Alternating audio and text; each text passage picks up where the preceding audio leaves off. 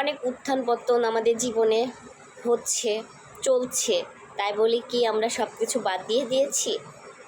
আমাদের দৈনন্দিন কাজ, দৈনন্দিন যে কর্মগুলো, সেগুলো কি আমরা করছি না? আমরা কি সেই কর্মগুলোর মাঝে আমরা কি সুস্থ থাকতে পারছি, ভালো থাকতে পারছি? আমরা প্রতিনিয়ত কিছু না কিছু কেমিক্যাল খেয়ে ফেলছি, নিজের অজান্তে খাচ্ছি, কিছুটা বাধ্য হয়ে খাচ্ছি। তো সেইখান থেকে আমরা কী করে ভালো থাকতে পারি, কিভাবে আমাদের জীবনটাকে সুন্দর রাখতে পারি, সেই বিষয়ে আজকে আমি আপনাদের মাঝে কথা বলবো, আপনাদের সাথে কথা বলবো।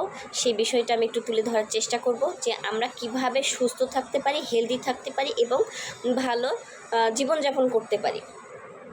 যতদিন বাঁচবো একটু সুস্থ হয়ে বাঁচি, ভালো হয়ে বাঁচি।